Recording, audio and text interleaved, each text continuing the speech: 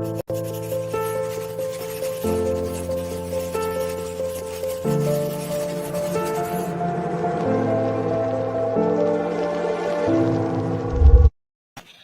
everyone. This is David Ellis, and I'm back with another episode on the IHN network. And we are here with Celine Kostler.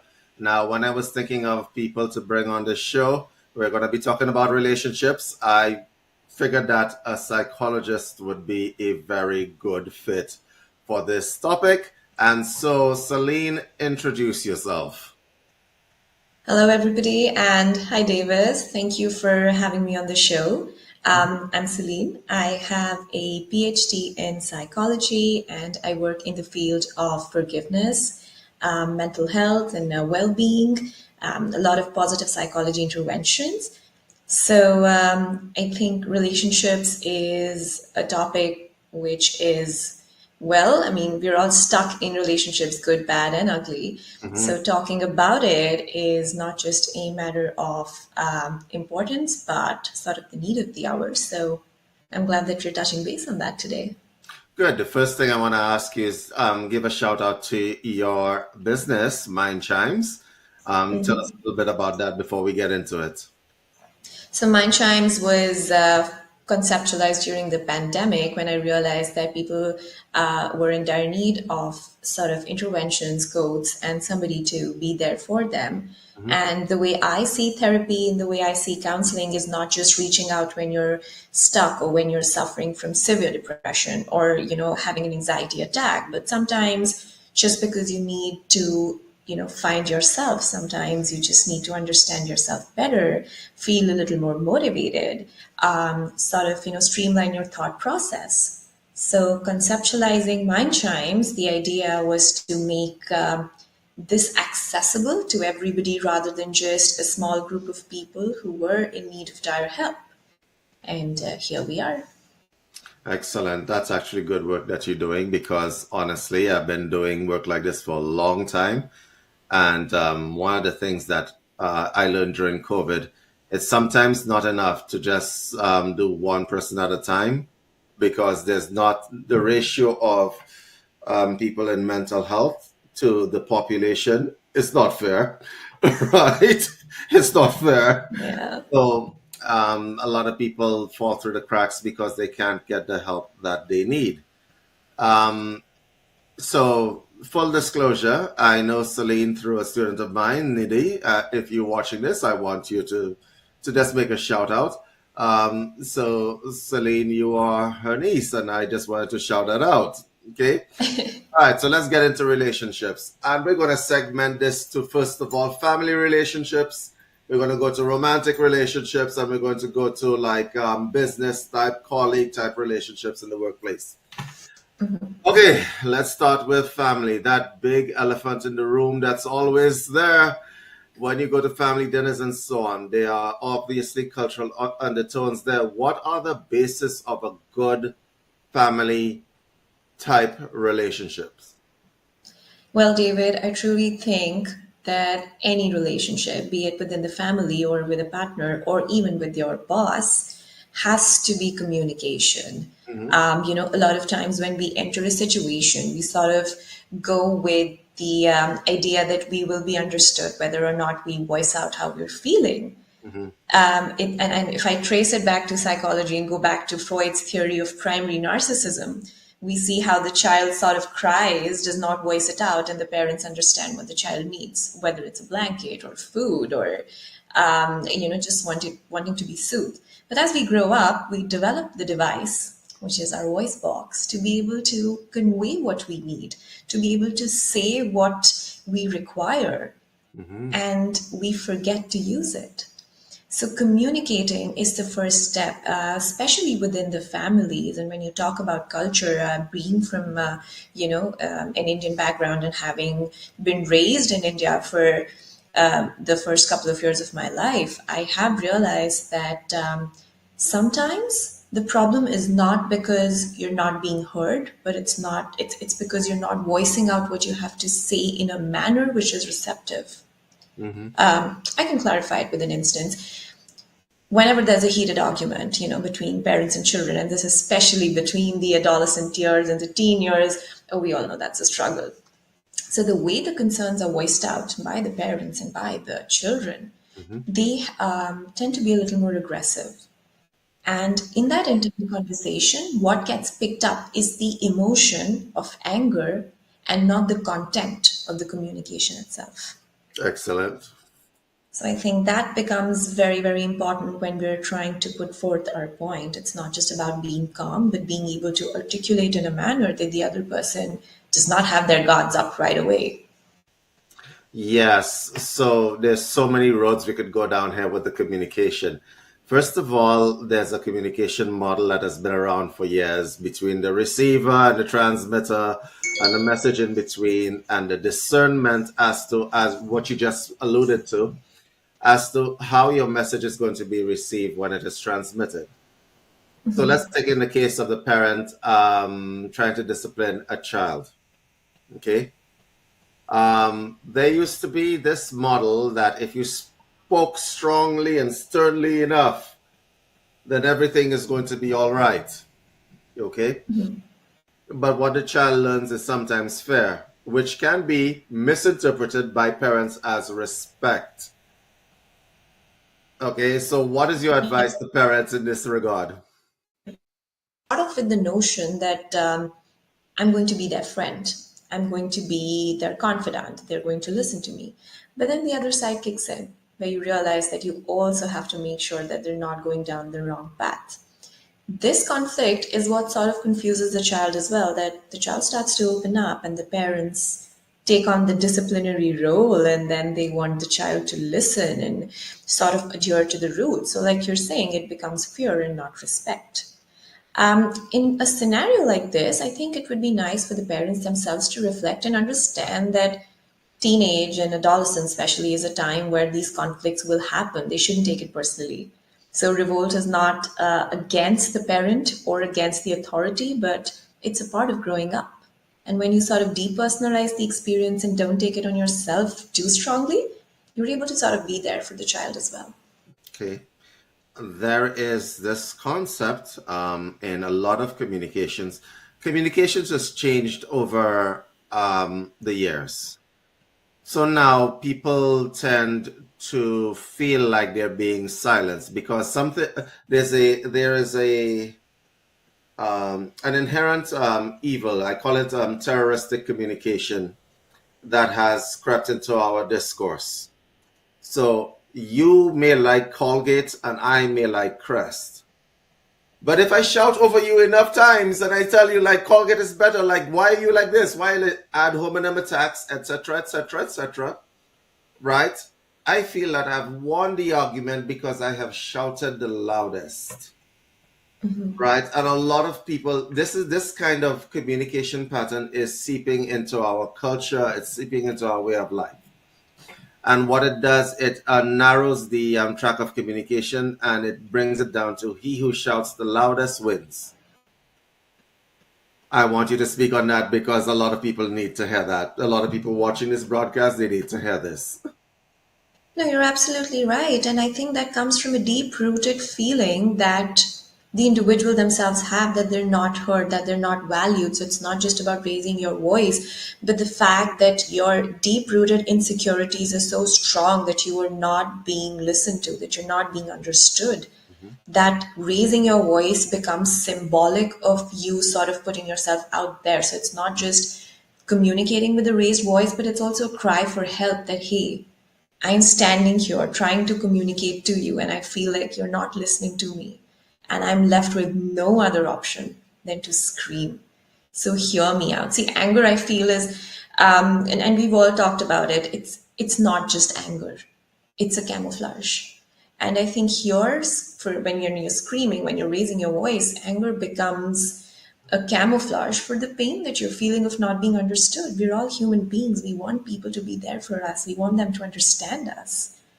So I think that is a conflict that should be addressed. And if this is a pattern which is being repeated multiple times, Mhm. then I would see it as a cry for help rather than, establishing authority. Yes, I think this is going to be one of these broadcasts which people are going to be playing over and over again. I want to pick up another topic, the concept of attacking as a means of getting attention or making a point. So let's use the Colgate and Crest episode. It's very basic and whatever. You're my sister, you like Colgate, I like Crest.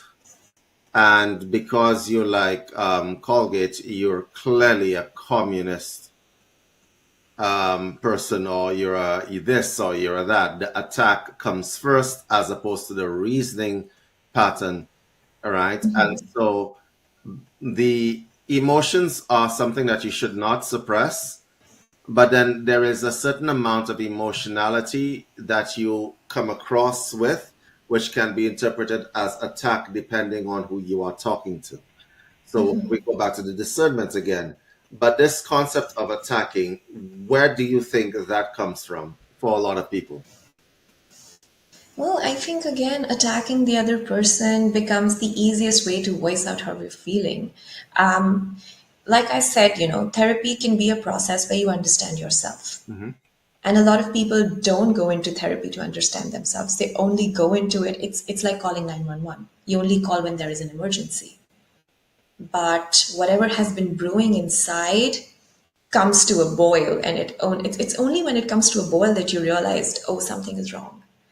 So these questions about having a stance where you're attacking, where you're talking in a way which has been the pattern, should be addressed when you start noticing that something's wrong. Hmm. And it should not become such a strong part of your personality and of the kind of person you are that unwinding it takes a long process. So Hmm. for me, I think identifying becomes the first stage. And when one person is in attack mode, and this is for any relationship, I think the other person has to mellow down, has to sort of understand. That's how it's like a seesaw. When one person is up, the other has to be down, and vice versa. That's how, there is balance. If both people want to be, high at the same time or low at the same time, that's not going to work. Yeah, there is another aspect to this. I think people tend to get a lot of advice from magazines. Oh, I'm going to go there. People tend to get a lot of advice on relationships from magazines and from TikTok videos and so on. And I keep having to say that these are not good sources of relationship advice, okay? Right. Like I've read in magazines, little manipulative tactics and narcissism masking itself as relationship advice, and it's all over the internet. And the intent is that they're trying to make people win, right? And people see relationships from the point of view, the power dynamics. I have to be on top. I have to win. And so now there's a general me versus them kind of um, energy that's running inside relationships. And how does one who has been thoroughly poisoned by TikTok and Cosmopolitan um, detox themselves from that kind of thinking? Well, the easiest would be to sort of uninstall the apps right away. But I do understand where you're coming from with the rise in what I would call as pseudo psychologists. There Correct. are a lot of people who want to give in their opinions, and I feel they're good at marketing themselves, so their opinion is more heard than those who actually spend time in the academia and their years and years and years of training and licensing. So, but the point remains that entering a relationship, and especially a romantic relationship, you have to understand that both individuals are coming from their own life histories. So when I feel that I am at war with another person, Mhm. it's not me or it's the other person, but it is also a culmination of my experiences that I've seen. Could be from my parents, could be from my family, could be from others around me. And now when I bring that into the relationship, you're right, it becomes a power struggle. But whom are you fighting? That's the question you need to ask. You're both on the same team. You're both working to build a future together. And if there is a power struggle, if there is a power dynamic, then I think that comes from the fear of being vulnerable. Because the world is opening up. boundaries are becoming less and less important, but we as individuals are becoming more and more vulnerable. With this vulnerability, we find it increasingly hard to put ourselves out there. Opening up, trusting others, communication, again, is not what it used to be. So when I operate from my vulnerability and I don't want to open up because I am scared that the other person will misuse it, then yes, I'm at war. So the war is not with the other person, but with your own self. Yes. I remember a statement by an old professor of mine. He said the war begins when the communication stops. That's true. And the thing about it is that a lot of people have not understood this concept. So romantic relationships are usually the buzz, right? Not people don't realize that when they enter a relationship, they come with a certain amount of what we call, oh, I hate to use this word. I really do. I'm going to use it anyway because everybody's going to need to identify what it baggage on board. Yeah. Woo! That was like an ice pick in the head. People come with predispositions on board, right?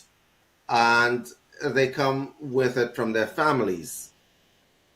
Now, I'm going to make an allusion to your culture because there was a very important and seminal text that was written some years ago called the Kama Sutra. Lots of psychology in there, right? One of the things that it said, which was kind of excessive, was that before you enter a relationship, you would have to have mastered 64 different skills first. Okay? Yeah. To learn to read, write, like sing, dance, and stuff like that. The point of it was to try to make people balanced human beings before entering into a relationship. But one of the subtle arts that it said is introspection. You had to introspect, meditate, and so on, and see the issues that you have and pay attention to them and be aware when they manifest themselves. Okay, so that's lost into this. Oh, I agree. Okay, that's lost into this. How can we make introspection sexy again? Okay, how can we do that? I love the way you put it. No, you're so right. I think, David, and I'll tell you from personal experience, there was a phase that I went through as a much younger person where I would stop at every reflecting surface, look at myself, and appreciate, like, wow, that's good. And I don't see the kids doing this these days. I mean, I think I'm not going to blame social media because, again, social media has a lot of advantages, but our sense of who we are. When I was growing up, we did not have Instagram and likes and comments and followers to validate who I am. Well, you're going And to get me now, started on this one. Yes, go ahead. Go ahead. but it's so unfortunate that when people are entering a relationship, they want to sort of get a validation for who they are, for how they are, for their Mhm. traits and attributes from another person. So for me, what my actual mirror was doing is now another person for a lot of people. So for them, that sort of, that mirroring of their strengths and their who they are as individuals is coming from a living being. Now, this living being is also entering the relationship with their own set of emotions, their own baggage, sometimes traumatic baggage, and they might not be able to reciprocate it. So what in turn happens is that when I don't get that sense of validation, which could actually be due to the other person's, inability to sort of reflected back to me, I start taking it as my own trait and I keep going into my shell. Now, this also becomes the starting point of toxic relationships. Yes, we're definitely going there. Yeah. So, I mean, when there is too much validation, then, that sort of overshadows everything else. Okay. And you want to stick there. There are a few concepts that I'd like to acquaint the audience with because I'm really enjoying this conversation. Aurea mediocritas means that the middle path, somewhere in the middle, lies the truth and the way. Extremes don't help in any situation. So here's the thing. You mentioned social media, and that requires an entire show. Please come back on this broadcast. that requires an entire show by itself, but I'm just going to make a small comment here. What social media has done, which is good, is that it connects people, right? People who haven't seen each other for years because social media can now keep in touch, okay? But it couldn't stay like that for very long. You remember when Facebook first started, it was like, oh, look, friends, it's like a class reunion every day. Then the likes and the attention started because it's addictive. And so people who were not codependent before somehow adopted the trait of codependency with an inanimate object, which is even worse because at least you can counsel a person if they're codependent on the person.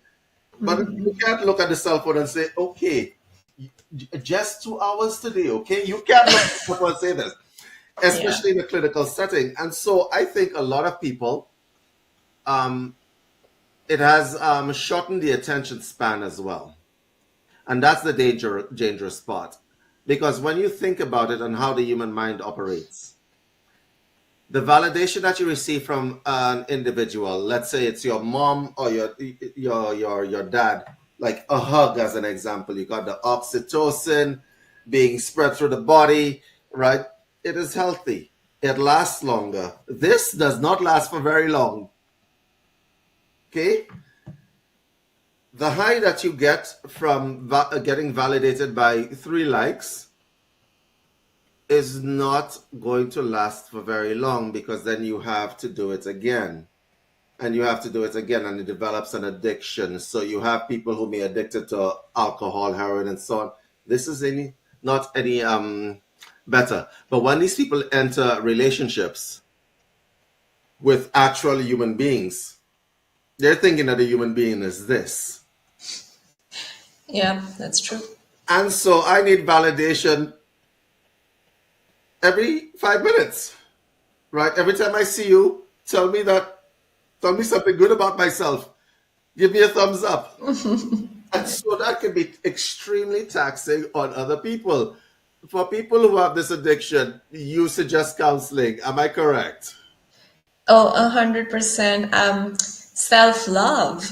I mean, why do we forget to love ourselves? We live with ourselves.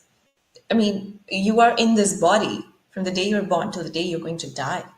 Hmm. And if you yourself don't appreciate it, nobody else is going to appreciate it. Correct. So I'm all in for self. And I'm going to bring in Freud again. I think a little bit of narcissism is so important. Hmm. You have to be in love with yourself before being in love with anybody. And this could be any relationship with your parents, with your partner, even at the workplace. If you don't like yourself enough, you're going to be affected by the little blows that are coming your way. Somebody says anything and you start taking it as a personal attack. Your self-esteem sort of takes a dip. And it's a roller coaster. It's a roller coaster every day. And that's not healthy.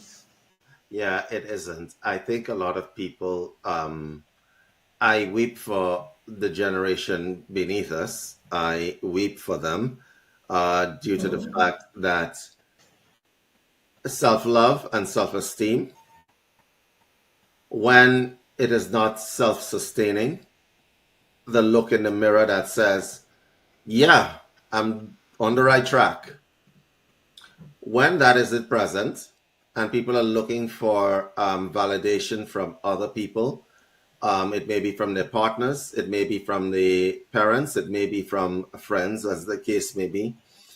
What happens is that there will be a point in time where you reach a level where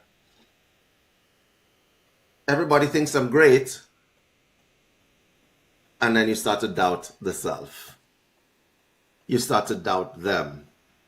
Okay, which is what happens to a lot of Instagram models, as an example. Everybody's thumbs Yeah. up, but are they just liking me because I look hot?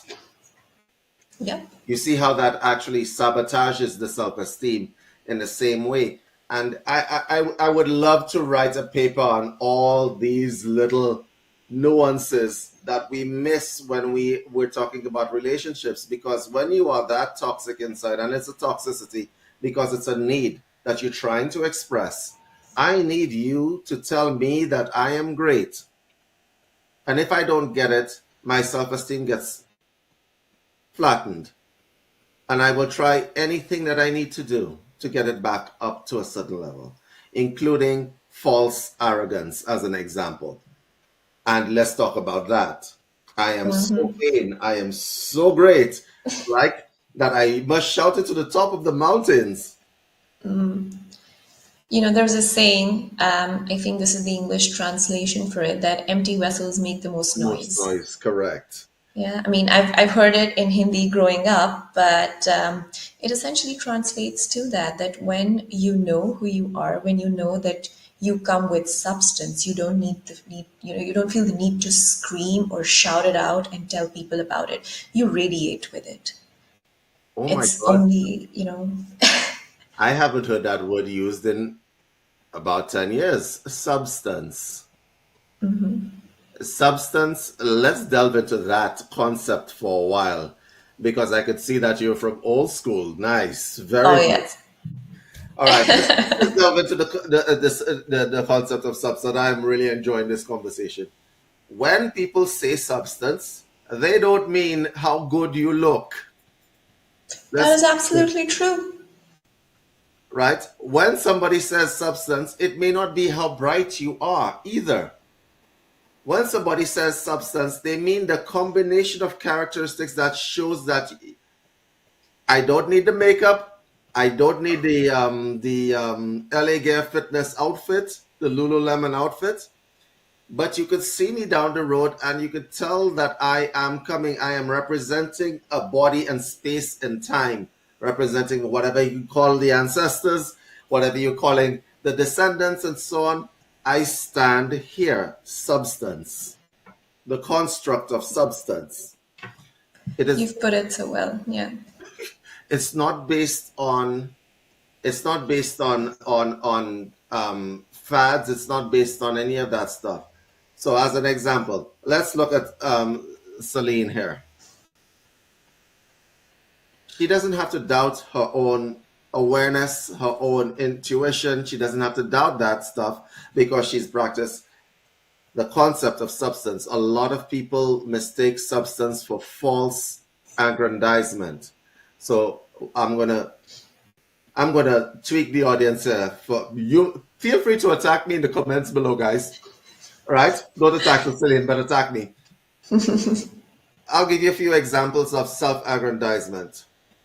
People who dive into spirituality specifically to aggrandize the self. So when you came on, you didn't announce yourself as the divine feminine. That's an example. You didn't, you didn't, you didn't announce yourself as a divine feminine Shakti, right? You didn't do that, all right? You came with Celine Kostler. A lot of people don't get that, so they put those titles, the attribution of titles, like see, just a divine masculine and a divine feminine here talking. Like there's nothing to see here, and so and so. What is this concept of taking on these titles, diving into spirituality and so on, instead of building the self up? Is it just easier? I think it's for the sake of articulation. And sometimes when you don't know how to sort of put it across to other people, you start, using titles to make yourself more understood. But in that entire process, we sort of start labeling ourselves and we restrict ourselves to those very labels. So it's not anybody else who's labeling us, we're labeling ourselves. And I'm sort of putting myself in a box. Like, I don't know if you're a cat person, but if you see cats, they would just jump into any box and stay there. That's what we're doing. We're just going into a box and sitting there. And by choice. Mm-hmm. So I think to be open to different experiences, we have to understand that, like you mentioned, sorry, substance is not just one part of who you are. It is an amalgamation of so many different qualities, so many different traits. It comes from your values, your personality, your emotions, who you are as a person, your ethics in life, not just by the way you look, but the way you carry yourself. And I think, when I speak about radiating and you're walking down the street, it's not about what you're wearing. It's not about, where you are.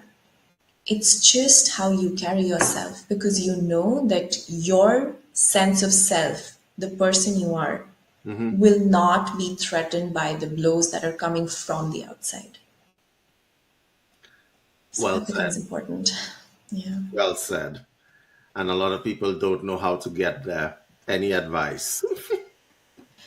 This is, yeah, so I'm glad you asked that question. Now, when I speak or think about the concept of therapy, this is exactly what I encourage people to do. It's not about coming for therapy when you're in the midst of despair.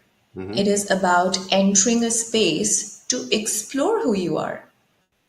Therapy is not medication, but it can be, it's a self exploratory space. You understand who you are. And that's not just for any one aspect of your life. When I know who I am, when I accept myself for who I am, there are so many things that automatically start falling into place. For instance, I may go to a singing show and audition for it, and I'm a bad singer, but I'm not self aware about it.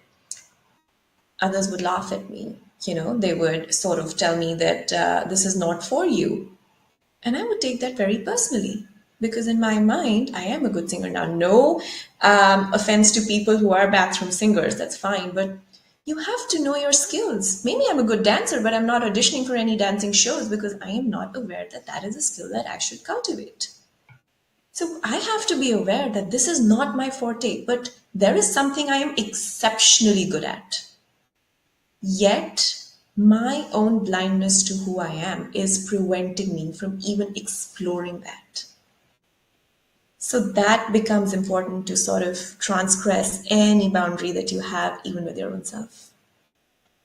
Understood.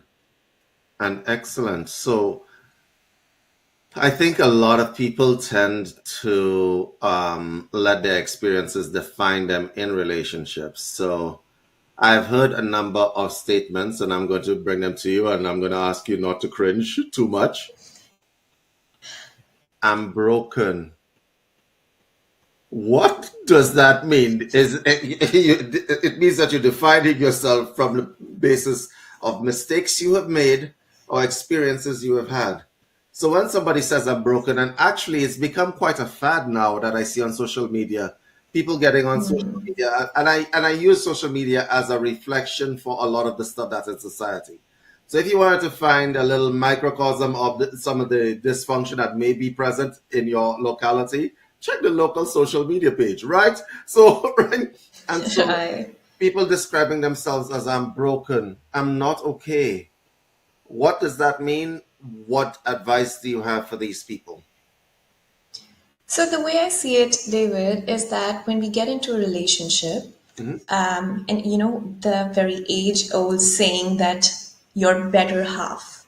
Now, I like to see it in a different way. I like to, I like to I see it asked, in this. I asked you not to cringe, but I'm cringing. I'm like, Oh, I see that, and so what happens is essentially when we're attracted to somebody, and if we actually go into the reason why we're attracted to them, is because they have certain qualities that we want to emulate. Now, when I am with this person, I start emulating those qualities. I start building on them. It's like my source of energy from where that quality is being fueled in me. When this person goes away, they also take the source of that energy with them. So I may not be a very outgoing person, but I want to be an outgoing person. So I start seeing somebody who's extremely outgoing. I'm going out every day. I'm enjoying. I'm having a good time. Now that this person goes out, there's nobody to take initiative. There's nobody to sort of push me. And I start feeling a void. That's when I feel I'm broken. So essentially, a person going away is very symbolic of what they're taking with them. mhm. And what was it that they were sort of, completing in your life, which is no longer there. However, that being said, once you recognize what is it that you're seeking from the other person, you can cultivate it within you. Mm. Start going out, dress up, go out, be on the road. Just, randomly go to a pub, sit, have a drink, be by yourself. Enjoy your time with yourself. That is what you were looking for.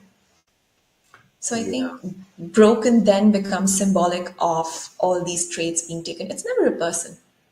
It's always what they add to your life. that Hmm. moves away with them. Yeah, I think a lot of the dysfunction that we're seeing in relationships have become I think a lot of the media now, and that's not just social media, just media in general, has made dysfunction a very sexy thing. I'll give you a few examples to this route. I can't live with or without you. With or without you. Every Katy Perry song ever made, right? You look like my next what is the name? Mistake. Yes, you look like my next mistake. I listen to these songs like the brain listens passively, right? And then all of a sudden you're like, am I wait, did you just say that you look like my next mistake? I can't live with or without you? Okay, well that's a really bad situation to be in then, right? I would do anything for you. I would do anything for love. I would do anything for love. I'm like, okay, why is this function all of a sudden sexy? Any ideas? Because I've been trying to figure this one out for a while. I think we've all made our peace with living in dysfunction. So rather than seeing it as a bad thing, we're now glorifying it. Like, hey, we're all in it, so why not celebrate it? There you go. I want to tell you this really funny story, right? So I have my playlist because I'm coming from the gym. I'm going to stop at the supermarket. I'm going to pick up some bananas and so on. And I believe it's Lana. I can't remember what her name is. Um, I effed my way up to the top. You've heard that song, right? I might have, yeah. Right. So I'm playing this in the car, right? And I'm parked in the car. I can't remember the name of this artist. It's Lana something. Lana Anyway, Del Rey, I think. I'm not yes, sure either. right. And it's like it's basically I effed my way up to the top. It's repeated in this song. I park the car. I get out of the car, right? Right. And obviously the song is still playing because it's linked to my phone. And the 86-year-old grandmother is singing the lyrics to that song. You know, like that. You know what that does to the mind, right? And is that's I know like what you're saying. I'm like, what the hell? First of all, how you singing this song? How old are you? Anyway, never mind. The point of the matter is it's infectious. A lot of people sing it, and by rote they learn. They learn, and the learning is not just superficial learning. They embody the lyrics of a lot of these dysfunctional songs, and they don't I think that they're agree. living unless they're living in dysfunctional. So, like, I have had people who have been in my um, office who have no problems with each other, and that's the problem, Yeah. right? That's the problem because they don't think that they're living unless they're living like Sex in the City, like what other sitcoms there are, the dysfunctional stuff, right? They don't think that they're living. It's like they think that they're like the fear of missing out on all the good fighting and disloyalty and Oh stuff that they my. could be had out there, right? And I am wondering, where did dysfunction suddenly become so sexy that it actually is programming people, and that's a word that we want to use here. People become programmed into dysfunction, people who otherwise would have been fine. Like, I was raised in a TM center when I was young, okay? And I think there is something between those formative years. If you get it correctly, the rest of your life tends to go well. But if you get that part, that those formative years when people are drinking, smoking, doing drugs, and getting into trouble, if you get that wrong, you begin to slide down a totally different path. Your thoughts? I agree. And you know what? I do believe it's never about the substance, it's about self control. It's about letting an individual or an object take control of who you are. Mhm. So like you said, in your formative years, if you have the ability to exert that sort of will to stay away from it, then that develops and sort of integrates into your personality as well. And, when we speak of dysfunction, you're right. Sometimes the patterns that I've seen growing up, they become so normal that if I don't have it, it seems like I'm not loved. So if somebody's not fighting with me, and for me, I have grown up seeing love as constant fights, constant arguments, and you're not doing that to me, then in my head, you don't love me. Or you It's don't not care. there. You Yeah. don't care. You don't care enough. So refiguring those patterns and going back on it and reflecting, like you said, introspection remains the key. Then why is it that I'm seeking that sort of a stimulation in a relationship? And dysfunction also, I think, because of the lack of a lot of other activities that an individual is doing, we sort of depend on our partners to give us that thrill. I'm going to call it thrill for the lack of a better word, because there is an adrenaline rush. You're on your guard. You're like, how am I going to navigate this today? I'll give you a fun example. I actually went to ChatGPT the other day and Googled, give me 10 topics to fight about being in a toxic relationship. And ChatGPT did a good job. So that lack of stimulation sometimes can create such a big void that you want to fill it up. And rather than filling it up with positive activities, we tend to go back on the patterns that we've seen, that we've been raised with, that we've been, seeing in the movies as well. Yeah, because it's more popular. It's more popular, you're right. Mm. I'm going to say, make a statement to you, and I want you to respond. Men are from Mars, women are from Venus. Oh, God. Men are from Mars, women are from Venus. Your thoughts?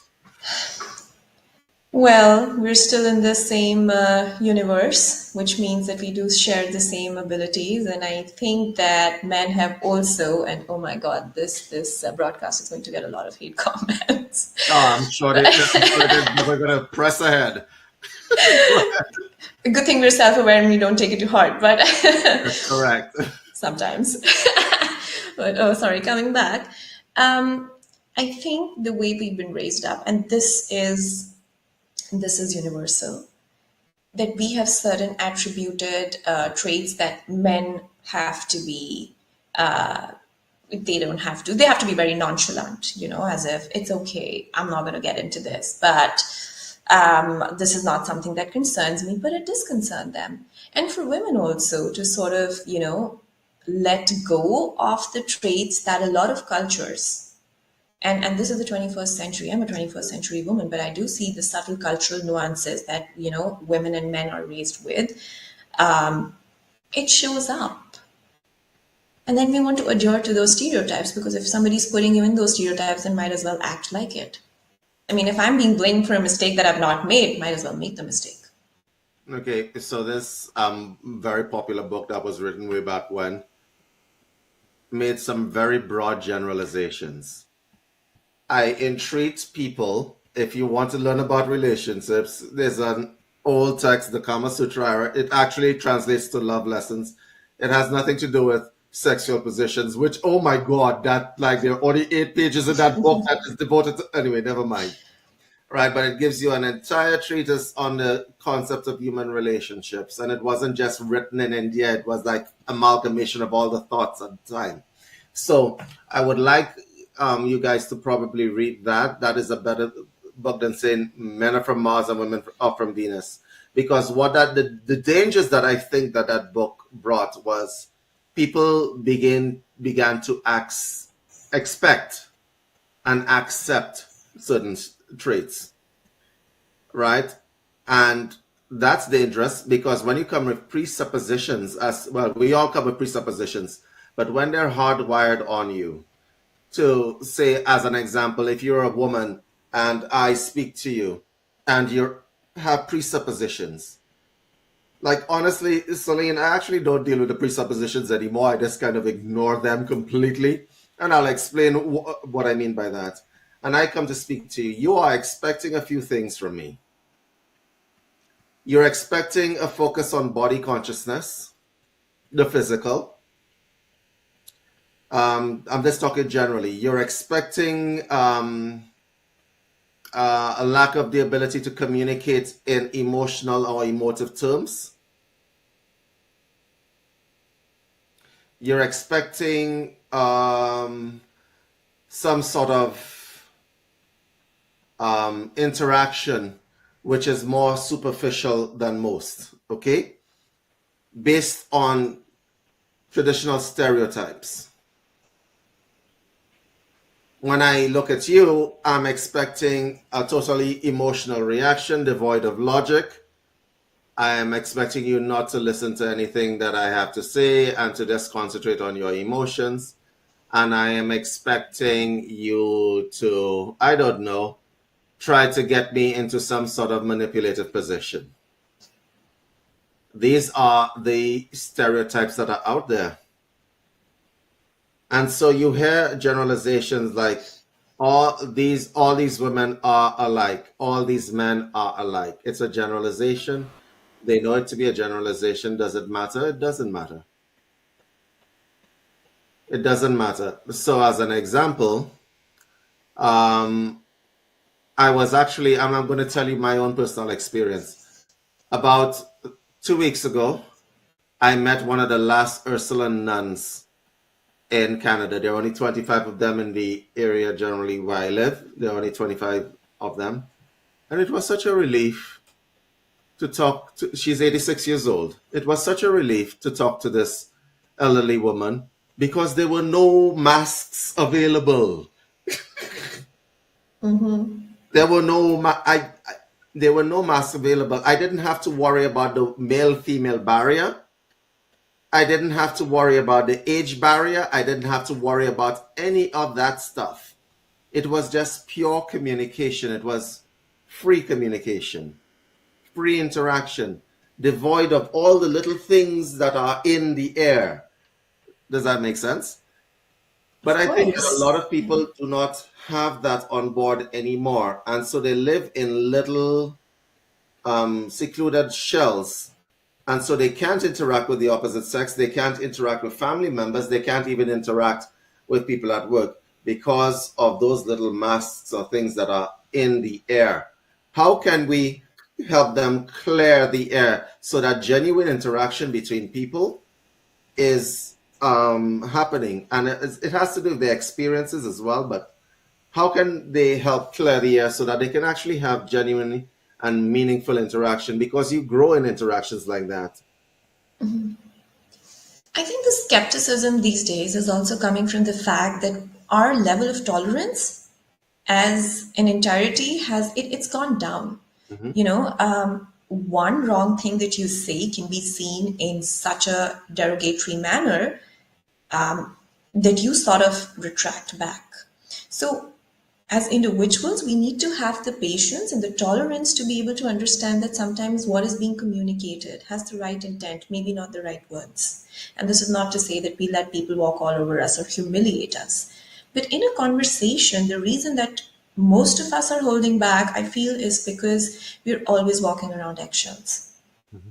So that being said, opening up, being yourself, becomes the first and foremost step. And the second is something, as you mentioned, the Pygmalion effect. Now, for the audiences, if they're not aware about it, I'm sure, we've read about it extensively. Essentially, if I go in a classroom and I'm told that, oh, section A is a class full of notorious students and section B is a class full of high achievers, and somebody from section A asks me a question, I would probably dismiss that student feeling that, oh, they're not good enough anyway, so they're not going to learn. So even before I'm entering that classroom or interacting with them, I have a preset notion. Now, when I interact with them that way, and this is, of course, an explanation for the audience, when I enter the class and dismiss this child's questions, the child would start feeling that the questions are not important, or that maybe they're not actually good enough to be asking those questions. As a result of it, end of the term, I would realize that section A scores way below section B, despite being smarter. Why? Because I started with a presumption, with a predisposition that impacted not just my thinking of who these people are, but their ideology of who I am, the entire dynamics, and also who they are. So going into the workplace, for instance, and going with the idea that you can't open up to people means that you will be reserved. When you're reserved, the other person sort of feels that, oh, this person's aloof. Maybe I shouldn't interact too much with this coworker because they like to keep to themselves. And then the cycle begins. There's no end to it. It's a vicious cycle. Okay, so you mentioned something that's very important there. Uh, Being yourself. You know, a lot of people don't know who themselves are, right?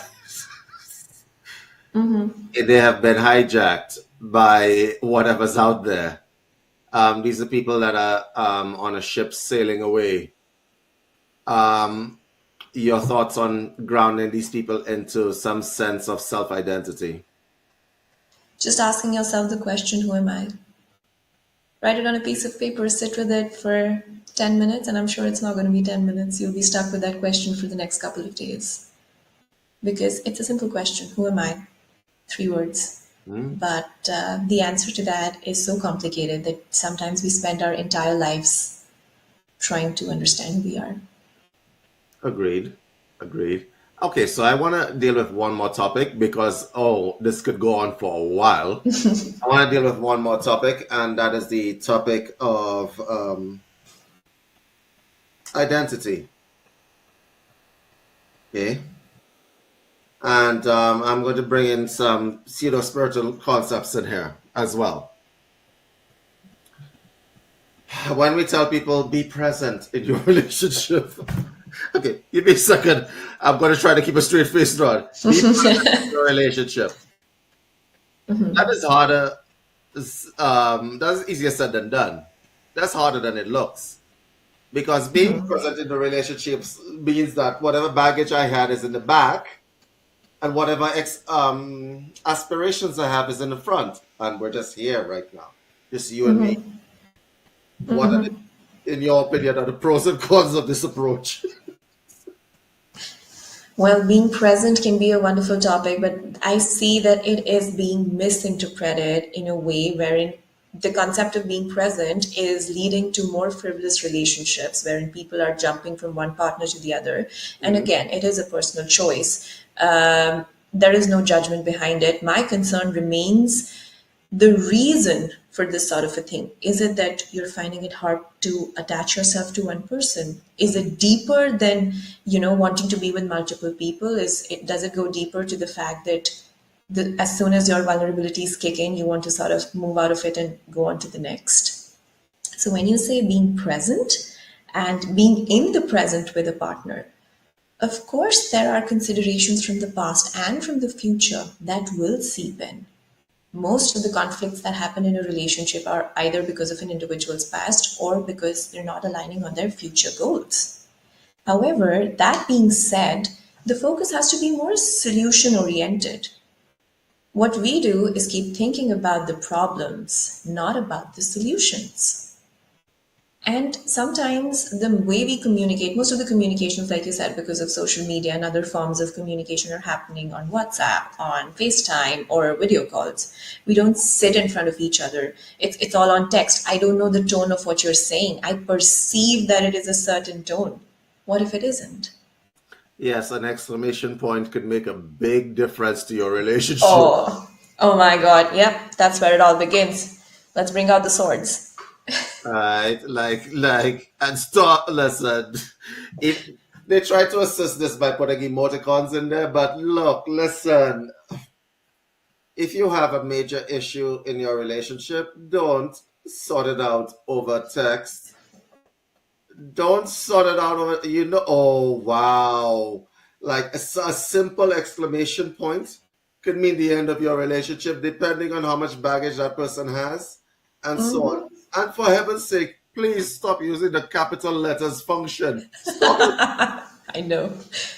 Oh, that function needs to go away. right? Stop using the capital letters function. It's so wrong. Listen, because everybody assumes that you're shouting, right? Of course. And so I have had too many situations, even in an office situation when I was working in Toronto, where people have just mistyped Oh, and caused huge upheavals in the office. But I didn't mean that. So why didn't you just voice note it? Voice noting is acceptable form of communication, you know that, right? And it's even faster than typing. Why would you not voice note? So well, people that can is at true. least hear your tone. But yeah, honestly, guys, we've come to the end of our broadcast. But what I can say for you guys, I want is that if you are going to be in relationships with people, be mindful of your communication pattern, which is what we discussed, right? All those precognitions or the preconceptions that you have of people, you might want to review them, see what is embedded in your baggage, right? Also, pay attention to where you would like to be, all right? Because a lot of people talk, we didn't talk about that, but we're going to be talking about that in the future. Where would you like to be? Because a lot of people don't have a plan, Stan, right? It's like I meet you in a bar and we're good for today, we're good for tomorrow, we're good the next day. There is no plan, there is no movement, there is no growth. And so these are the things that I would have to say. Celine, give us the rest of that. Give us whatever you have to say where relationships are concerned. I think you've summed it up pretty well, David. But just to add to it, I think it's all starts with being a little patient first with your own self before you enter into an alliance with another person. Could be at work, could be with a family member or with a romantic partner. But give yourself that time, space, and acceptance to truly know who you are, to truly know what you want. That's not what the other person wants, but what are you looking for? What are your goals in life? Like you said, to have a plan. And the people who are coming into your lives, are they fitting in well with that plan? Or is it sort of causing a turmoil and you're all over the place? So Yeah. understand who you are first. What do you want? And accept it. Accept your flaws. Flaws are not a bad thing. We make it seem as if it's a negative connotation, but it only tells you what your strengths and weaknesses are. And sometimes, well, most of the times, you can actually work on those weaknesses. But if I don't know what I don't know, how do I work on it? Hmm.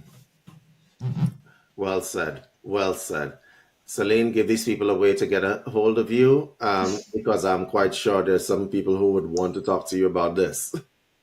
So they can reach out to me via Instagram, which is Mindchimes, Mindchimes, or I am very available on the email. My email ID is drselenek@gmail.com. So I'd be happy to answer any questions over email or if they want to get in touch. I do have a couple of videos that I've posted on the Instagram account as well about toxic relationships, about understanding ourselves better. So I think those could also be helpful resources. And for those of you who are looking for a counselor, as you can see, she is very familiar with technology, so she can do Zoom. If you guys are looking for a counselor, reach out to this lady. I highly recommend her because she knows her stuff. She does. And Thank so you. you're welcome. And so we've come to the end of our broadcast. Celine, just say goodbye to these people, and we will see you the next time. Thank you for having me, David. Bye bye. Bye bye.